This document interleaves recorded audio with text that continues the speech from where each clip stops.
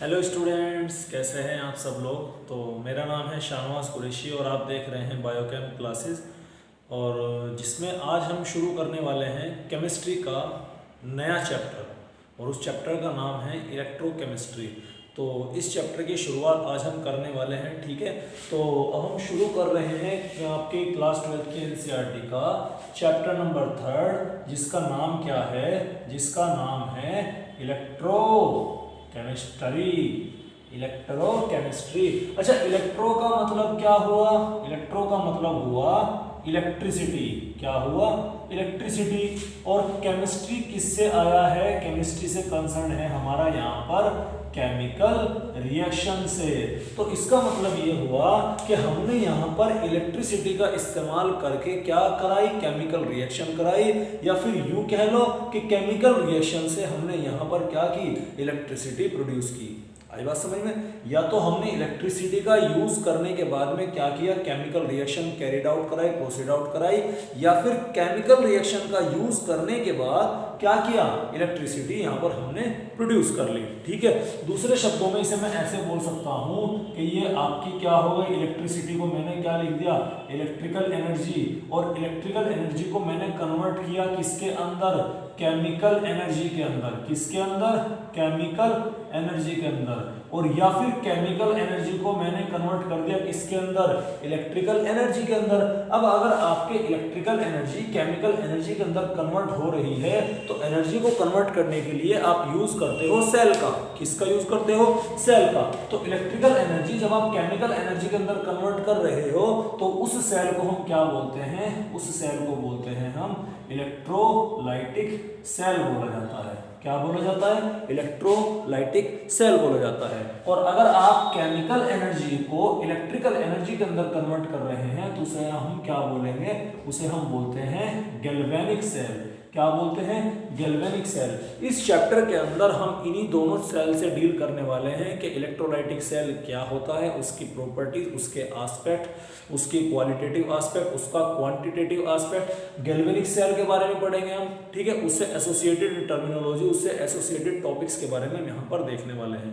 आई बात समझ में? तो चलिए सबसे पहले हम शुरू करते हैं आपका इलेक्ट्रोलाइटिक सेल के बारे में कि इलेक्ट्रोलाइटिक सेल क्या होता है। अच्छा, इलेक्ट्रोलाइटिक सेल क्या होता है आपका? जिसमें आप इलेक्ट्रिकल एनर्जी की हेल्प से क्या करते हो? केमिकल एनर्जी प्रोड्यूस करते हो, ठीक है। ऐसे से मैं लिखा रहने देता हूं इसे। तो मैं सबसे पहले क्या बता रहा हूं आपको? मैं बता रहा हूं आपके इलेक्ट्रोलाइटिक सेल के बारे में, ठीक है। किसके बारे में? इलेक्ट्रोलाइटिक सेल में। इलेक्ट्रोलाइटिक सेल में आपने क्या किया? जो आपकी इलेक्ट्रिकल एनर्जी होती है ना, जो आपकी इलेक्ट्रिकल एनर्जी होती है, उसको आपने किसके अंदर कन्वर्ट किया? केमिकल एनर्जी के अंदर कन्वर्ट किया। किसके अंदर? Chemical energy. अच्छा, इलेक्ट्रिकल एनर्जी आपने क्या दी? इनपुट में दी। और केमिकल एनर्जी का क्या मिला आपको? आउटपुट मिला। और इलेक्ट्रिकल एनर्जी जो आपने इनपुट में दी, वो किसके थ्रू दी? वो दी वाया बैटरी। किसके थ्रू?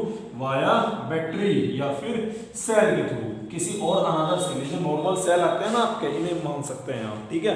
तो आपके या तो बैटरी के थ्रू या सेल के थ्रू आपने क्या दी? इलेक्ट्रिकल एनर्जी दी। और उस इलेक्ट्रिकल एनर्जी को आपने किसके अंदर कन्वर्ट किया? Chemical energy. भाई इलेक्ट्रिसिटी, बिजली कहां से आई होगी? किसी न किसी बैटरी, किसी न किसी सेल से तो आई होगी।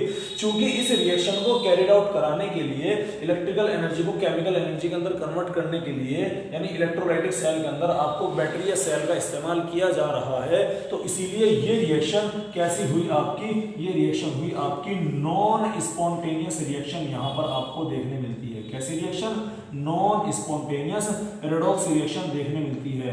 नॉन स्पॉन्टेनियस रिएक्शन आपकी दो तरह की होती है, एक होती है स्पॉन्टेनियस और एक होती है नॉन स्पॉन्टेनियस। जो आपकी स्पॉन्टेनियस टाइप की रिएक्शन होती है, वो रिएक्शन होती है अपने आप होती है, वो करवानी नहीं पड़ती, वो खुद ब खुद हो जाती है। For example rusting of iron. आप मॉइस्चर को ये नहीं बोलते कि भाई मॉइस्चर आ जा, हवा के मॉइस्चर आ जा, लोहे के ऊपर लग जा, इसको रस्टिंग कर दे, नहीं बोलते। वो अपने आप होने वाली प्रोसेस है। आई बात समझ में? उसी तरह आपके दूसरी रिएक्शन क्या होती है, नॉन स्पॉन्टेनियस रिडॉक्स रिएक्शन होती है। नॉन स्पॉन्टेनियस जो खुद से नहीं होती, जो करवानी पड़ती है बाय मींस ऑफ बैटरी, किसी एक्सटर्नल सोर्स के रूप में, जो कि आपको क्या देना पड़ता है, एक्सटर्नल एनर्जी देनी पड़ती है, बैटरी या सेल लगानी पड़ेगी। अच्छा, जब आप बैटरी या सेल लगाओगे, बैटरी या सेल जब आप लगाओगे तो तब सिस्टम की एनर्जी यूज की जाएगी, उस बैटरी की एनर्जी यूज की जाएगी। ऑब्वियस सी बात है, बैटरी की एनर्जी यूज की जाएगी। तो इसीलिए यहाँ पर डेल्टा जी की वैल्यू क्या होती है, डेल्टा जी की वैल्यू आपको यहाँ पर क्या देखने मिलती है, पॉजिटिव देखने मिलती है। डेल्टा जी की वैल्यू क्या होती है, गिव्स फ्री एनर्जी, यानी एनर्जी ऑफ द सिस्टम वो क्या रहती है, वो कंजर्व रहती है, इसीलिए उसको क्या बोला हमने, वो पॉजिटिव आपके यहाँ पर होती है। समझ में आई बात। तो ये आपके इलेक्ट्रोलाइटिक सेल का कुछ पॉइंट हो गया जिसमें इलेक्ट्रिकल एनर्जी आपके केमिकल एनर्जी के अंदर कन्वर्ट की जाती है। नॉन स्पॉन्टेनियस रिडॉक्स रिएक्शन यहाँ पर आपको देखने मिलती है। डेल्टा जी की वैल्यू यहाँ पर क्या होती है, पॉजिटिव होती है। अब मैं दूसरी तरफ आपको बता रहा हूँ कि आपके इलेक्ट्रोलाइटिक सेल को रिप्रेजेंट कैसे करेंगे। आप ऐसे करेंगे, आपका ये एक बीकर होगा, ठीक है, इस बीकर के अंदर एक इलेक्ट्रोड आपने ये लगाई और एक इलेक्ट्रोड आपने ये लगाई। इन दोनों इलेक्ट्रोड को थोड़ा ऊपर बना दिया मैंने, बीकर छोटा कर लो भैया, ठीक है, ये लो, ये एक इलेक्ट्रोड ये लगा, ये एक इलेक्ट्रोड ये लगाई। इस इलेक्ट्रोड को आपने क्या किया, एक को पॉजिटिव टर्मिनल से जोड़ दिया बैटरी के, और एक को कौन से टर्मिनल से, नेगेटिव से। तो जो आपने पॉजिटिव टर्मिनल से जोड़ा तो ये कौन सा टर्मिनल हो जाएगा, पॉजिटिव। ये जिसे नेगेटिव टर्मिनल से जोड़ा बैटरी के से कैसा हो जाएगा, नेगेटिव। इस बीकर के अंदर आपने क्या भर दिया, एक आयनिक सॉल्यूशन, एक इलेक्ट्रोलाइटिक सॉल्यूशन भर दिया, aqueous solution, electrolytic solution. Let से मैं यहाँ पर क्या मान लेता हूँ कि मैंने यहाँ पर NaCl भर दिया, मतलब कोई भी इलेक्ट्रोलाइटिक, कोई भी आयनिक सॉल्यूशन आपने यहाँ पर क्या कर दिया, भर दिया। दो इलेक्ट्रोड ले ली। जनरली हम यहाँ पर किसकी रोड लेते हैं, प्लेटिनम की रोड लेते हैं। क्यों, क्योंकि वे इसमें केमिकल रिएक्शन में पार्टिसिपेट नहीं करती। लेकिन कुछ प्रोसेस ऐसे हैं जहां पर हमें आपके जो सा आपने इलेक्ट्रोलाइट भरा है ना, यहाँ पर उसी मेटल की इलेक्ट्रोड लेनी पड़ती है, जैसे कि कॉपर की रिफाइनिंग में आप आगे पढ़ने वाले हैं। आई बात समझ में। तो ये आपका इलेक्ट्रोलाइटिक सेल हो गया। अच्छा, ये क्या हुआ, ये पॉजिटिव टर्मिनल हो गया, ये क्या हो गया, ये नेगेटिव टर्मिनल हो गया। नेगेटिव टर्मिनल होने का मतलब क्या है कि यहाँ पर एक्सेस में इलेक्ट्रॉन है, भैया करंट कहां से कहां फ्लो होगा, इस डायरेक्शन में फ्लो होगा। तो यहाँ पर इलेक्ट्रॉन क्या होंगे, एक्सेस में इलेक्ट्रॉन होंगे। अच्छे सॉल्यूशन के अंदर क्या होगा, सोडियम भी होगा और Cl नेगेटिव आयन भी होगा। आई बात समझ में भाई, Na पॉजिटिव आयन भी होगा और Cl नेगेटिव आयन भी होगा। अच्छा, एट नेगेटिव टर्मिनल, ठीक है, चलो उसे छोड़ दो, हम अभी नहीं बात करते हैं। अब ये नेगेटिव आयन है, इसकी तरफ को कौन अट्रैक्ट करेगा, कैटायन अट्रैक्ट करेगा। और कैटायन कौन से इलेक्ट्रोड की तरफ को अट्रैक्ट करता है, कैथोड की तरफ को अट्रैक्ट करता है, ठीक है। तो कैथोड की तरफ को क्या करता है, कैटायन अट्रैक्ट होता है, ठीक है।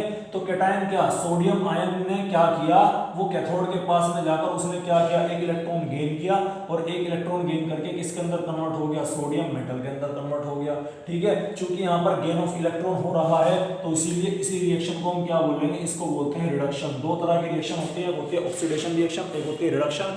ऑक्सीडेशन मतलब लूज ऑफ इलेक्ट्रॉन, रिडक्शन मतलब गेन ऑफ इलेक्ट्रॉन, ठीक है। तो यहाँ पर इलेक्ट्रॉन का गेन हो रहा है, इसीलिए इसे क्या बोला, रिडक्शन। इसका मतलब ये कि रिडक्शन रिएक्शन आपको कहाँ देखने मिलती है, कैथोड के ऊपर देखने मिलती है। कहाँ देखने मिलती है, कैथोड के ऊपर। और ये फिक्स है, कैथोड पर हमेशा आपको रिडक्शन होता दिखाई पड़ेगा और एनोड पर आपको हमेशा ऑक्सीडेशन होता दिखाई पड़ेगा, ठीक है। ये चीजें बिल्कुल क्या है, फिक्स है।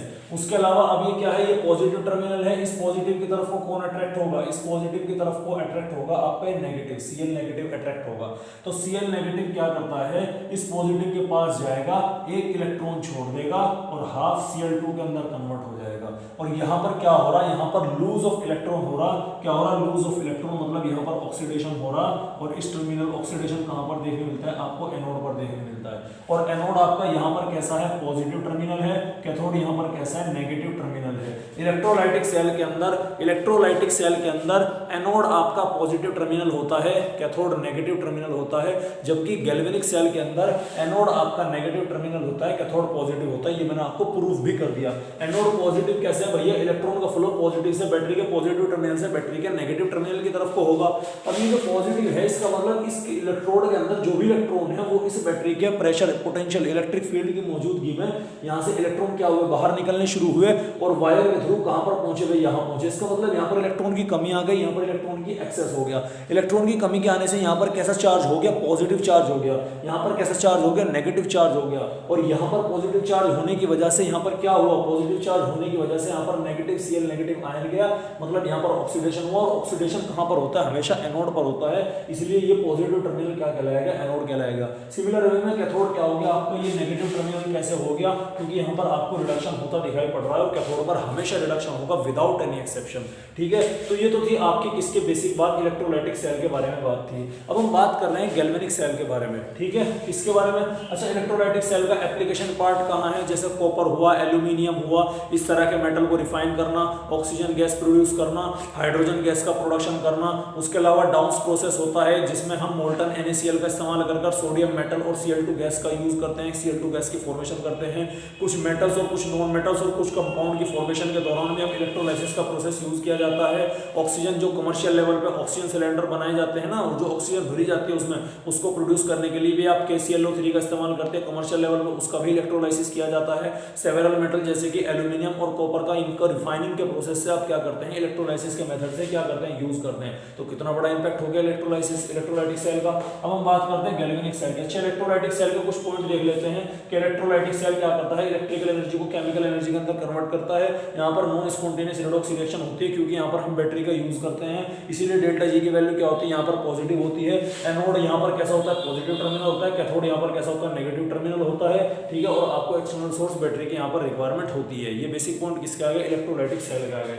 अब हम बात करते हैं गैल्वेनिक सेल के बारे में। किसके बारे में भैया, गैल्वेनिक सेल के बारे में। तो चलो गैल्वेनिक सेल के बारे में बात करते हैं। अब गैल्वेनिक सेल में आपने क्या किया, गैल्वेनिक सेल में आपकी जो केमिकल एनर्जी है वो कन्वर्ट होती है किसके अंदर, इलेक्ट्रिकल एनर्जी के अंदर कन्वर्ट हुई, यानी आपने केमिकल एनर्जी का इस्तेमाल करके इलेक्ट्रिकल एनर्जी प्रोड्यूस कर दी। अब सोचो पहली बार जरा सा इसके बारे में थोड़ा सा, क्योंकि हमारा पहला टॉपिक अभी जो है वो इलेक्ट्रोलाइटिक सेल का, तो हमने बेसिक सा थोड़ा सा आपको क्या है वो आइडिया दिया, लेकिन एक्चुअल में टॉपिक हमारा फर्स्ट टॉपिक क्या है, वो गैल्वेनिक सेल ही है। ठीक है, तो इलेक्ट्रोलाइटिक सेल हम बाद में डिटेल में डिस्कस करेंगे, लेकिन पहले हम गैल्वेनिक सेल देख लेते हैं। ठीक है, तो सोचो सबसे पहली बार ऐसा क्या हुआ होगा कि जो केमिकल एनर्जी को इलेक्ट्रिकल एनर्जी में कन्वर्ट करने की हमने सोच ली होगी। आई बात समझ में। एक्चुअल में ऐसा हुआ कि साइंटिस्ट ने क्या किया, एक बार लेबोरेटरी के अंदर क्या किया गया, एक एक्सपेरिमेंट हुआ जिसके अंदर आपने क्या लिया, एक बीकर लिया और उस बीकर के अंदर, अच्छा पहले इसके पॉइंट देख लेते हैं कि गैल्वेनिक सेल केमिकल एनर्जी को इलेक्ट्रिकल एनर्जी के अंदर कन्वर्ट करता है। उसके अलावा ये रिएक्शन कैसी होती है, स्पॉन्टेनियस रिएक्शन होती है, मतलब अपने आप रिएक्शन हो जाती है, खुद से हो जाती है,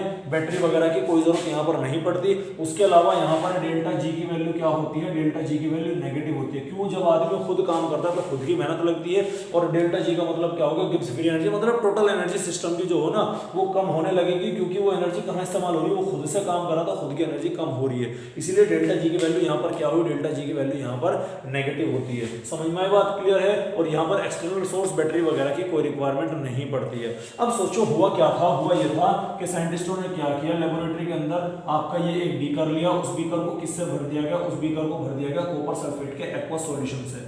किससे भर दिया गया, कॉपर सल्फेट के एक्वा सॉल्यूशन से भर दिया गया, और उसके अंदर एक रोड डिप कर दी, और वो रोड कौन सी थी, वो रोड थी आपकी जिंक की रोड थी। क्या थी, जिंक की रोड। कुछ टाइम के लिए इसको छोड़ा गया लेबोरेटरी के अंदर, कुछ टाइम के लिए जिंक की रोड को कॉपर सल्फेट के अंदर बांधकर छोड़ दिया गया, रखकर छोड़ दिया गया, और ऐसे कुछ टाइम के बाद छोड़ा गया। अच्छा इनिशियल कंडीशन क्या थी, इनिशियल कंडीशन ये थी यहाँ पर कि जब आपने जिंक रिएक्शन रखी थी, जब तक आपकी रिएक्शन यहाँ पर शुरू नहीं हुई थी, जब आपने जिंक की रोड रखी थी जस्ट, वहां पर कॉपर सल्फेट इस सॉल्यूशन का कलर कैसा था, ब्लू कलर का सॉल्यूशन था। कैसा सॉल्यूशन था, ब्लू कलर का सॉल्यूशन था, दैट्स इट, और कुछ नहीं यहाँ पर। ठीक है, अब आपने क्या किया, अब आपने कुछ टाइम के बाद देखा, कुछ टाइम के बाद जब आप देखते हैं तो होता ये है कि सेम बीकर है, और बीकर के अंदर अगेन सॉल्यूशन भरा हुआ है, लेकिन वो सॉल्यूशन अब ब्लू कलर का ना होकर कैसा हो गया, कलरलेस हो गया। जिंक की जो रोड थी, वो जिंक की रोड का साइज क्या हो गया, जिंक की रोड का साइज यहाँ पर आपको घटता हुआ दिखाई पड़ गया, जिंक की रोड का साइज यहाँ पर क्या हो गया, आपको कम होता दिखाई पड़ गया, मतलब जिंक का रोड का जो वेट है आपको वो रिड्यूस होता दिखाई पड़ा। यही मान ले कि जिंक की रोड गल गई। ठीक है, उसके अलावा क्या हुआ, उसके अलावा जिंक की रोड का वो हिस्सा जो कि पानी के जो कॉपर सल्फेट के सॉल्यूशन के अंदर डूबा हुआ था, उसके आसपास आपको यहाँ क्या दिखाई देने पड़े, red precipitate, reddish brown colour के प्रेसिपिटेट आपको यहाँ देखने की फॉर्मेशन हुई, ठीक है। और साथ ही साथ चूंकि रिएक्शन अपने आप हो रही है, सिस्टम खुद की एनर्जी यूज कर रहा है, जब आप खुद काम करते हो, खुद मेहनत करते हो, खुद पसीना बहाते हो, तो आपकी बॉडी के अंदर से हीट जनरेट होती है, इसीलिए स्पॉन्टेनियस रिएक्शन में क्या होती है, यहाँ पर हीट प्रोड्यूस होती है। आई बात समझ में? तो यहाँ पर क्या हुआ, हीट का प्रोडक्शन हुआ। अब बस हम उन्हीं चीजों को देखते हैं कि एक्चुअल में हुआ क्या होगा यहाँ पर, ठीक है। चलो, तो जैसे ही आपने जिंक की रोड यहाँ पर डाली, तो जिंक की रोड से हुआ क्या होगा कि सॉल्यूशन, एक्वा सॉल्यूशन है, यहाँ पर पानी भी मौजूद है, इसकी वजह से इस रोड से निकलकर जिंक के आयन कहाँ आने लगे होंगे, सॉल्यूशन के अंदर आने लगे होंगे। जैसे ही जिंक के आयन यहाँ पर सॉल्यूशन के अंदर आने लगे होंगे, तो जिंक क्या करेगा, जिंक देखो कैसा आया, जिंक ने क्या किया, जिंक ने 2 इलेक्ट्रॉन लूज किए और किसके अंदर कन्वर्ट हो गया, Zn+2 के अंदर कन्वर्ट हो गया। आई बात समझ में? यानी जिंक का क्या हो रहा है यहाँ पर, लॉस ऑफ इलेक्ट्रॉन हो रहा, मतलब जिंक का क्या हो गया यहाँ पर, ऑक्सीडेशन हो गया। और इस रिएक्शन को क्या बोला हमने, ऑक्सीडेशन हाफ रिएक्शन बोला। उसके अलावा सॉल्यूशन के अंदर क्या थे, सॉल्यूशन के अंदर कॉपर आयन थे, जैसे जिंक+2 यहाँ पर 2 इलेक्ट्रॉन यहाँ पर छोड़कर बाहर आया, तो कॉपर+2 कहाँ जाकर डिपॉजिट हो गया, वो अट्रैक्ट हुआ इस नेगेटिव आयन की तरफ को। यानी ये 2 इलेक्ट्रॉन जिंक ने छोड़े थे, इन 2 इलेक्ट्रॉन को गेन करने कौन पहुंच गया, कॉपर के आयन गेन करने पहुंच गए, वो किसके अंदर कन्वर्ट होगा, कॉपर के अंदर कन्वर्ट हो गया। और ये आपके क्या हुआ, क्योंकि यहाँ पर गेन ऑफ इलेक्ट्रॉन हो रहा है, इसीलिए इस प्रोसेस को क्या बोला जाता है, इस प्रोसेस को रिडक्शन बोला जाता है। दोनों रिएक्शन को जब हम बैलेंस करते हैं, तो इससे ये कट करते हैं, तो क्या हुआ, ओवरऑल रिएक्शन क्या लिखी जाती है, Zn+Cu+2, वो क्या देता है आपको, वो Zn+2 के अंदर और Cu के अंदर ये आपकी ओवरऑल रिएक्शन आपको देखने मिलती है। लेकिन साथ ही साथ मैंने बताया, चूंकि प्रोसेस क्या है, स्पॉन्टेनियस है, इसलिए यहाँ पर क्या निकलती है, energy in the form of heat निकलती है। और वो कैसे, जो यहाँ पर थर्मोमीटर लगा कर रखते हैं और टेम्परेचर उसको रीड करते हैं, तो टेम्परेचर यहाँ पर स्लाइटली इंक्रीज होता हुआ दिखाई पड़ता है, जो इस बात का पुष्टिकरण करता है कि यहाँ पर एनर्जी रिलीज हुई। अच्छा सोचो क्या हुआ, अब ये हुआ होगा कि जो एनर्जी रिलीज हुई वो हुई क्यों, क्योंकि यहाँ पर एक्सचेंज ऑफ इलेक्ट्रॉन हुआ, जिंक ने 2 इलेक्ट्रॉन छोड़े और कॉपर ने उन्हीं 2 इलेक्ट्रॉन को गेन कर लिया, बस ये तो कहानी हुई। यानी सारा फंडा किसका, इलेक्ट्रॉन का है। और करंट किस तरह फ्लो होता है, करंट भी अगर किसी वायर के थ्रू इलेक्ट्रॉन को फ्लो करा दिया जाए तो भी करंट होगा। अब साइंटिस्टों ने क्या दिमाग लगाया, उन्होंने सोचा कि यार ये जो इलेक्ट्रॉन यहाँ पर डायरेक्ट ले रहा है, अगर हम इन इलेक्ट्रॉन को किसी वायर के थ्रू मूव करा पाए, किसी वायर के थ्रू आप क्या करा दिया, फ्लो करा दिया, तो उस वायर में करंट प्रोड्यूस हो जाएगा। ध्यान से सुनिएगा, फंडा क्या था, फंडा ये था कि यहाँ पर जो रिएक्शन प्रोड्यूस हो रही थी, ये रिएक्शन क्यों हो रही, क्योंकि जिंक ने 2 इलेक्ट्रॉन छोड़े और उन्हीं 2 इलेक्ट्रॉन को वापस से गेन किसने किया, कॉपर ने गेन किया।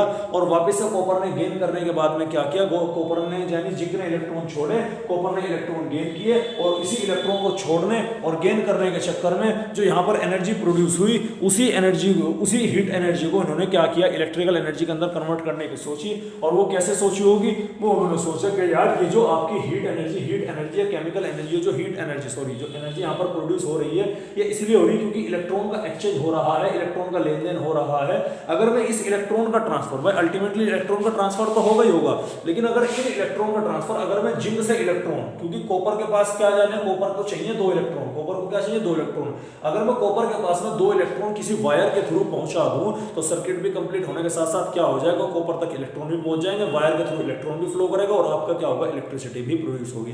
तो यानी केमिकल रिएक्शन का इस्तेमाल करके उन्होंने क्या किया, उन्होंने इलेक्ट्रिसिटी प्रोड्यूस कर दी। अब हुआ क्या, अब आगे की तरफ देखिए क्या होता है, ठीक है। अब ये देखिए, ठीक है, अब उन्होंने क्या किया, इन्हीं दोनों रिएक्शन को अलग अलग बीकर के अंदर क्या कराए, कैरिड आउट कराए। ये आपका बीकर 1 ये रख दिया, ठीक है, आपका ये बीकर 1 ये रख दिया, इसके अंदर क्या भर दिया, इसके अंदर सॉल्यूशन भर दिया जिंक सल्फेट का, किसका भर दिया, जिंक सल्फेट का सॉल्यूशन भर दिया। और इसके अंदर सॉल्यूशन क्या भर दिया, इसके अंदर भर दिया आपके कॉपर सल्फेट का, ठीक है। एक इलेक्ट्रोड यहाँ पर लगा दी, और वो इलेक्ट्रोड किसकी थी, वो इलेक्ट्रोड जिंक की थी। एक इलेक्ट्रोड यहाँ पर लगा दी, और वो इलेक्ट्रोड किसकी थी, कॉपर की थी। ये कॉपर सल्फेट का एक्वस सॉल्यूशन है, ये जिंक सल्फेट का एक्वस सॉल्यूशन है। सॉल्यूशन के अंदर यहाँ पर Cu+2 आयन है, यहाँ पर Zn+2 के आयन है। अब ये क्या किया, ये इसको एक तार, एक वायर से कनेक्ट कर दिया, और बीच में क्या लगा दो, बीच में यहाँ पर आप क्या लगा दो, एक एमीटर लगा दो, और एमीटर आपको ये बताएगा कि इसके अंदर करंट फ्लो हो रहा है या नहीं। तो बीच में क्या लगेगा, एमीटर होता है कि इंस्ट्रूमेंट जो कि करंट को मेजर करने का काम आता है। अगर इसमें डिफ्लेक्शन हो गया मतलब करंट प्रोड्यूस हो रहा है। इसकी जगह आप कोई भी बल्ब भी लगा सकते हैं, बल्ब, ठीक है, तो बल्ब भी ग्लो कर जाएगा, बल्ब भी जल जाएगा यहाँ पर। अब हुआ क्या होगा, हुआ ये होगा कि इस इलेक्ट्रोड से, चूंकि जिंक का रिडक्शन पोटेंशियल कम होता है कॉपर के मुकाबले। ध्यान से सुनिएगा, रिडक्शन पोटेंशियल, ऑक्सीडेशन पोटेंशियल क्या होता है, रिडक्शन पोटेंशियल का मतलब है कि रिड्यूस होने की टेंडेंसी, ऑक्सीडेशन पोटेंशियल का मतलब है ऑक्सीडाइज होने की टेंडेंसी। जिंक का रिडक्शन पोटेंशियल क्या है, वो कम है। इसका मतलब क्या होगा कि जिंक रिड्यूस नहीं होना चाहता, तो क्या होना चाहता है, वो ऑक्सीडाइज होना चाहता है। ठीक है, तो इसका मतलब जिंक क्या होना चाहता है, ऑक्सीडाइज होना चाहता है। इसीलिए जिंक का क्या होगा, ऑक्सीडेशन होगा। और ऑक्सीडेशन कहाँ होता है, एनोड पर होता है। इसीलिए ये इलेक्ट्रोड आपके किस तरह से बिहेव करेगी, ये इलेक्ट्रोड आपके एनोड की तरह से बिहेव करने वाली है। कॉपर का रिडक्शन पोटेंशियल ज्यादा होता है, मतलब कॉपर की रिड्यूस होने की टेंडेंसी ज्यादा होती है और रिडक्शन का प्रोसेस को ये प्रीफर करेगा। और रिडक्शन का प्रोसेस कहां पर होता है, कैथोड पर देखने मिलता है आपको। इसीलिए कॉपर यहां पर किस तरह से बिहेव करेगा, ये वाली इलेक्ट्रोड कैसे बिहेव करेगी, यहां पर कैथोड की तरह बिहेव करेगी। याद करो इलेक्ट्रोलाइटिक सेल में एनोड जो था वो कैसा था, पॉजिटिव टर्मिनल था, कैथोड जो था नेगेटिव टर्मिनल था। मैं प्रूव करने वाला हूं कि यहां पर एनोड आपका नेगेटिव टर्मिनल है और कैथोड आपका क्या है, पॉजिटिव टर्मिनल है। ठीक है, अब देखिए अब हुआ क्या होगा, अब इसमें से निकलकर इस सॉल्यूशन के अंदर क्या आने शुरू होंगे, Zn+2 के आयन इस सॉल्यूशन के अंदर आने शुरू होंगे। जैसे Zn+2 के आयन इस सॉल्यूशन के अंदर आने शुरू होंगे तो यहाँ पर क्या छूटेंगे, यहाँ पर 2 इलेक्ट्रॉन बचेंगे, नहीं बचेंगे, अरे बचेंगे भाई। Zn+2 क्या करेगा, जिंक क्या करेगा, वो 2 इलेक्ट्रॉन को लूज करेगा और क्या करेगा, Zn+2 के अंदर कन्वर्ट हो जाएगा। अब आप बोलो सर यहाँ पर तो इलेक्ट्रॉन छोड़ दिए, मतलब ये नेगेटिव चार्ज है। अरे नहीं, इस नेगेटिवली इलेक्ट्रॉन को क्या किया गया, ये नेगेटिव इलेक्ट्रॉन इस वायर के थ्रू यहाँ से ट्रांसफर कर दिए गए और ये इसके थ्रू होते हुए कहां पर पहुंचा दिए, इसके पास में पहुंचा देंगे। मतलब इलेक्ट्रॉन बने यहां पर डाल दिए, इलेक्ट्रॉन बने यहां पर डाल दिए, इलेक्ट्रॉन बने यहां पर डाल दिए, यानी यहां पर कौन सा चार्ज हो गया, पॉजिटिव चार्ज ज्यादा हो गया। ठीक है, सॉल्यूशन के अंदर भी पॉजिटिव चार्ज ज्यादा, बाद में डिस्कस करेंगे। लेकिन यहां पर क्या नेगेटिव चार्ज आपने छोड़ा, नहीं, यहां पर पॉजिटिव चार्ज ज्यादा हो गया। अब ये इलेक्ट्रॉन कहां हुए, ये इलेक्ट्रॉन आकर यहां पर 2 इलेक्ट्रॉन क्या होने लगे, डिपॉजिट होने लगे। ठीक है, अब इन्हीं 2 इलेक्ट्रॉन डिपॉजिट होने की वजह से अब ये कैसा टर्मिनल हो गया आपके, ये 2 इलेक्ट्रॉन होने की वजह से आपका देखो ये इलेक्ट्रॉन का सोर्स यहाँ है, ये इलेक्ट्रॉन का सोर्स यहाँ है। अब इलेक्ट्रॉन यहाँ से इधर को मूव करे, इलेक्ट्रॉन यहाँ से इधर को मूव करे, इसीलिए ये टर्मिनल कैसा हो गया, नेगेटिव टर्मिनल हो गया। क्यों हो गया, क्योंकि इलेक्ट्रॉन का सोर्स यहाँ पर मौजूद है। अब आप बोलो सर नेगेटिव इलेक्ट्रॉन ये भी तो नेगेटिव हो गया, नहीं, ये जो नेगेटिव इलेक्ट्रॉन थे, ये नेगेटिव इलेक्ट्रॉन को गेन करने यहाँ पर कौन पहुंच गया, कॉपर पहुंच गया। कौन पहुंच गया, कॉपर पहुंच गया। इसका मतलब नेगेटिव इलेक्ट्रॉन यानी 2 इलेक्ट्रॉन जिनका नेगेटिव चार्ज है उसको किसने आपके कैच कर लिए, कॉपर ने कैच कर लिए। यानी इन 2 इलेक्ट्रॉन को गेन करने वाला कौन है, इन 2 इलेक्ट्रॉन को गेन करने वाला कॉपर है। और कॉपर किसके अंदर कन्वर्ट हो गया, कॉपर सॉलिड के अंदर कन्वर्ट हो गया। ठीक है, तो बताओ यहाँ पर नेगेटिव चार्ज बचा क्या, नहीं बचा, नहीं बचा। ठीक है, तो यहाँ पर ये पॉजिटिव चार्ज आकर डिपॉजिट हुआ, इसीलिए ये क्या हुआ, ये हो गई पॉजिटिव रोड हो गई। तो यानी आपके गैल्वेनिक सेल के अंदर एनोड जो होती है वो नेगेटिव इलेक्ट्रोड होती है, कैथोड जो होती है वो आपकी क्या होती है, वो पॉजिटिव इलेक्ट्रोड होती है। और इसकी एक ट्रिक होती है LOAN, लेफ्ट साइड में ऑक्सीडेशन होगा एनोड पे, और वो एनोड कैसा टर्मिनल होगा, नेगेटिव टर्मिनल होगा। लेफ्ट पे ऑक्सीडेशन होगा एनोड पर, और वो एनोड कैसा टर्मिनल है, नेगेटिव टर्मिनल है। और ये ट्रिक केवल और केवल किसमें काम करती है, गैल्वेनिक सेल के अंदर काम करती है। इलेक्ट्रोलाइटिक सेल के अंदर ये ट्रिक आपके काम नहीं करती है। ठीक है, अब आई बात समझ में। अब ये काम क्या हुआ, अब देखो इन्हीं इलेक्ट्रॉन को जब इस वायर के थ्रू क्या कराया गया, इस वायर के थ्रू कॉपर आयन के पास में पहुंचाया गया, तो यहाँ पर आपको क्या देखने मिलता है, यहाँ पर आपको डिफ्लेक्शन देखने मिलता है इस एमीटर में, जो इस बात की पुष्टि करता है, इस बात का आपको क्या करता है, कंफर्म करता है कि यहाँ पर करंट प्रोड्यूस हो चुका है। तो आपने केमिकल रिएक्शन के थ्रू करंट प्रोड्यूस करा दिया, और गैल्वेनिक सेल यही बोल रहा था कि केमिकल एनर्जी के थ्रू आपने क्या कराया, इलेक्ट्रिकल एनर्जी प्रोड्यूस कराई। और चूंकि यहाँ पर आपने एक्सटर्नल सोर्स को बैटरी वगैरह की कोई जरूरत नहीं दी, इसीलिए यहाँ पर क्या हुआ, स्पॉन्टेनियस रिडॉक्स रिएक्शन होती है। डेल्टा जी मतलब सिस्टम खुद की एनर्जी कंज्यूम करा, ये जिंक की रोड का साइज लगातार घटता चला जाएगा। और जब तक ये करंट फ्लो करेगा नॉर्मली क्या करेगा, ये जब तक ये करंट फ्लो करेगा, जब तक यहाँ पर जिंक की रोड अवेलेबल है, जब तक ये आयनिक सॉल्यूशन यहाँ पर जिंक की रोड होनी चाहिए। ठीक है, जब तक ये यहाँ पर अवेलेबल रहेगी और जब तक सॉल्यूशन के अंदर कॉपर आयन मौजूद रहेंगे, तब तक यहाँ पर करंट फ्लो करता रहेगा। लेकिन ऐसा नहीं हुआ, उससे पहले ही यहाँ पर क्या देखने मिला, उससे पहले ये देखने मिला यहाँ पर कि जैसे ही ये वाला सिस्टम चालू हुआ, जैसे ही रिएक्शन कैरिड आउट की, तो कुछ टाइम पीरियड के बाद में, थोड़े बहुत समय के बाद में, यहाँ पर ये जो एमीटर था इसने डिफ्लेक्शन शो करना बंद कर दिया। इसका मतलब अब इसके अक्रॉस क्या नहीं हो रहा है, करंट फ्लो नहीं हो रहा है। आई बात समझ में। तो अब हम अगले लेक्चर में इसको देखेंगे कि क्यों यहाँ पर करंट शो नहीं हो रहा रहा है, क्या ऐसा कारण हुआ जिसकी वजह से एमिटर ने डिफ्लेक्शन शो करना बंद कर दिया।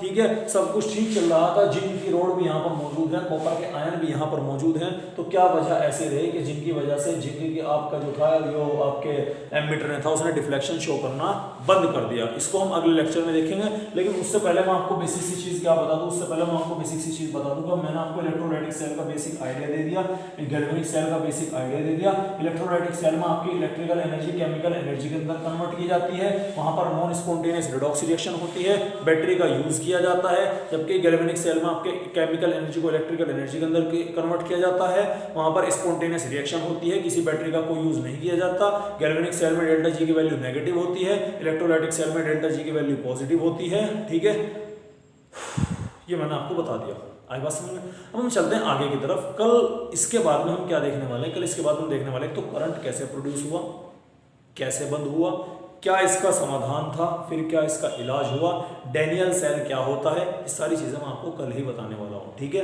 क्लियर है। एनसीईआरटी में पहला टॉपिक आपका डैनियल सेल गैल्वेनिक सेल के नाम से ही है, तो वो टॉपिक ऑलमोस्ट हम पूरा करेंगे कल। वो हमारा मतलब गैल्वेनिक सेल अभी बहुत बड़ा है, छोटा मोटा नहीं, बहुत बड़ा है। इसका गैल्वेनिक सेल पढ़ेंगे, फिर कंस्ट्रक्शन पढ़ाऊंगा आपको, फिर सोल्ट ब्रिज का कॉन्सेप्ट आएगा, फिर इलेक्ट्रोड पोटेंशियल का आएगा, फिर स्टैंडर्ड हाइड्रोजन इलेक्ट्रोड आएगा, standard EMF of the cell आएगा, ये सारी चीजें आएंगी। फिर इलेक्ट्रोलाइटिक सेल के अंदर फिर कंडक्टेंस निकालनी आएगी।